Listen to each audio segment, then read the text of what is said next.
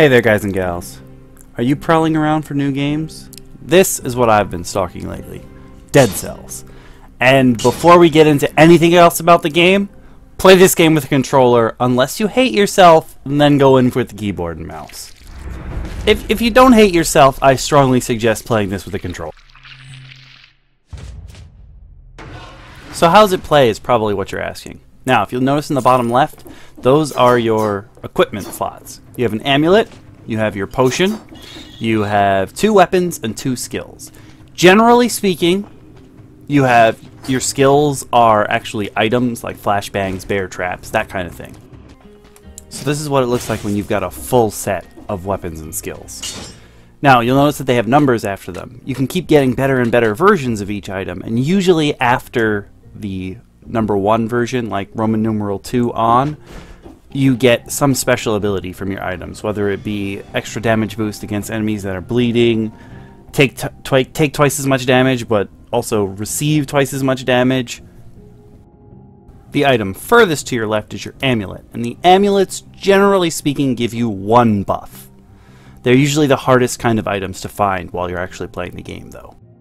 My personal recommendation for loadouts is to always have at least one kind of item or skill that freezes enemies, or one that stuns them, because that's going to be exceptionally helpful to you in the future.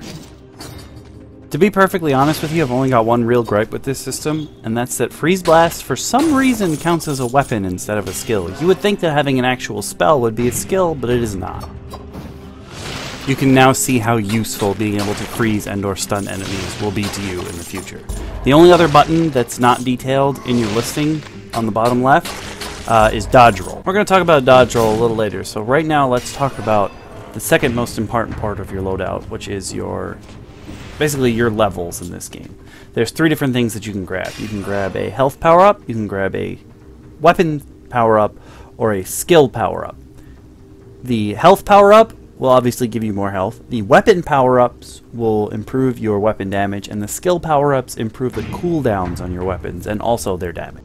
Unlike most other games in the action RPG genre, you don't level up by bringing your points to someone. You don't level up by just simply getting XP. You actually level up by finding level up scrolls within the level. And you can either get ones that specifically upgrade one of the 3 powers, or you can get one that lets you choose which of the 3 you want to upgrade. You can always tell what level of upgrades your health, weapon damage, or skill damage is at by a little number that appears next to that on the toolkit, on the toolbar. Now, Metroidvania is technically the genre, or at least that's what most people use to describe Dead Cells, but oddly enough, I don't think it technically falls into that genre, because in a Metroidvania what happens is you get new skills along the way, and you use those particular skills to go back into the places that you've already passed. In this game, it's more like you get a new skill, in this case runes, when you do something great, and on your next life, it makes the game easier. So, in my opinion, it's technically not a Metroidvania because you're not backtracking. You're actually dying and starting again, just with better gear. In addition to the runes helping you find new items, they also open up new paths. So in that case, I don't think it's a Metroidvania, because it's not like you have to go back. You have to die and start again. Also, I just want to say, this game is beautiful for being early access. And I'm getting a lot of like a Dark Soulsy, Soulsborne-y vibe from this game, like just in backgrounds and layouts, but that's not the only thing they take from the Soulsborne and, you know, make it into its own thing here, but we'll talk about that a little later as well. Also, do not forget about the map in this game. There's a button specifically for it. Not only does it help you zoom around the level through the teleporters, but the map it will be your best friend in this game, because in addition to also showing you where all the exits are and the things you passed, it also shows you item locations that you've passed, shop locations, and just other great things that I think a lot of games need to implement in their maps.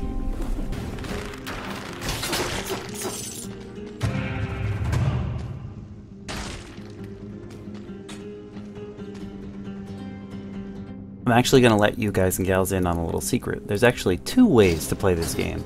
The first way is to explore everything and see what you can find to power you up. The second way is to run through as quickly as you can and hope you get something great from a timed room.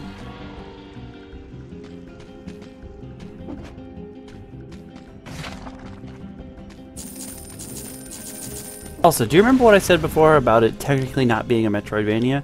I think it's more like a roguelite, in that death is inevitable, but each run helps you with the next one. And the way that this plays out in Dead Cells is in between each area you run into this guy. And you pay him the dead cells, that you've picked up from the dead again, whatever, the enemies that you fought. Those big blue orbs are dead cells, and you use these to pay this man to let you get new weapons and power-ups, or to improve the beginning of your run, or to give you more potions. Like, each time you give him dead cells to power things up, it means your run next time is going to be better. Not only do you get to see it when you're in that menu, but there's a visual representation of all the upgrades that you've already gotten from that guy when you start the game. Here, all those things up there are upgrades that I'm in progress of getting, or ones that I've already gotten. Speaking of visual indicators, I am so happy, guys, that in the latest patch they changed the way tooltips work, because they used to take up a good 20% of the screen. The challenge area tooltip was the worst offender. It took up so much of the screen that you got hit no matter what, because you couldn't see any of the enemies. Oh, and in case you were wondering, there's no quick save in this game. When you leave, you're dead for that life. You gotta start again from the beginning next time you boot up. One thing I'm exceptionally grateful for in this game is that touching an enemy, just touching them, does not hurt you. So you can press up against one another. The problem with that is, though, that because you can press up against one another, unless you're rolling, the enemies can push you into a very bad position. You don't really get to push them back, but they can push you out of the way. I actually didn't get any items that gave me this ability while I was filming, but one of the special abilities is crit after roll, and I don't know if it's been patched yet, but it was supposed to be when you attacked, your first attack after a roll would be a crit, but for some reason, instead of it being that one attack, it was actually a window of opportunity, so that if you rolled, you could crit for like a whole 10 seconds every time you attacked. I'm not sure if that's patched, because I couldn't get any items that had that ability in my filming run. And on top of that, crits are also very helpful to you, because the game slows down for a little bit when you get a crit. Kind of like a little bit of a bullet time, so it does actually help you out twofold. It does a lot of damage, and it gives you a chance to react. The game has a really interesting Bloodborne-esque mechanic, where when you actually take damage, your health doesn't immediately go down. And if you can damage people while your health bar is still, the red is dropping to the green, you can actually gain your health back. So it pays off to be aggressive, even if you are taking damage. One of my qualms with the game is that you often fight the same enemies. Like, regardless of what area you're in, you end up fighting the same enemies over and over again. And nothing has changed about them visually, but they end up doing a lot more damage for no real reason. And I think that's kind of lazy. The least they could do is do the old beat-em-up thing where you fight the same enemy but a different color, so at least you know that they're more powerful than they were before. Also, I know that wasn't exactly the best example, because I had the take twice as much damage but also give twice as much damage perk on.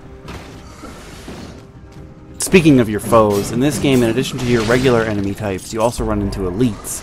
And elites are better than regular enemies. They look kind of like them, but usually they have some smoke around them. And when they get down to about 50% health, they start teleporting around the screen, or they gain some other ability, though most of the time it's teleportation. But when you first start out, you're going to have to kill the elites that you find, because they're the ones who give you the runes that let you advance in the game.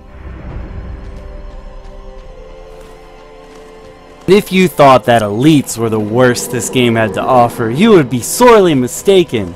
Naturally, there are also bosses with stupidly large health pools for you to defeat. Remember how I said we were going to come back to the roll? Well, let's get rolling. The roll is special in this game in that it doesn't actually help you dodge attacks, especially projectiles. If it's a projectile and you roll through it, you're still going to take damage. The thing with the roll is that it lets you walk through the enemy's hitbox. So for melee attacks, it's perfect, because you can just slide right through your enemy. For projectiles, not so much. There's also a short delay on the roll, so you don't have a stamina meter in this game like a lot of other Souls-like games, but you can't roll infinitely. And there's actually an option in the options menu that will let you add a visual cue to your character to show you when you can roll again. And I recommend it for people who are bad at timing. The number one thing about Dead Cells that you have to remember is don't get flustered. There are no invincibility frames after you take damage, so that means at literally any point in the game you can get bounced around by enemies and die instantly. So, stay safe, try and stay patient, and don't get flustered, and you'll make it through this. And really, that's what I have to say about Dead Cells. As far as early access games go, when I started playing, I think they said development was around 66%, so there's still a lot of game for them to add, and it being an early access game, it's already better than a lot of full games that I've played. So I highly recommend Dead Cells at this point. And I mean, if you want to wait, that's fine too, but there is a complete game in here already, and I think that's amazing. So I hope this helped you in your decision to purchase or not. Leave a like if you liked it, and if you want to see more content like this, sub, and I'll be around.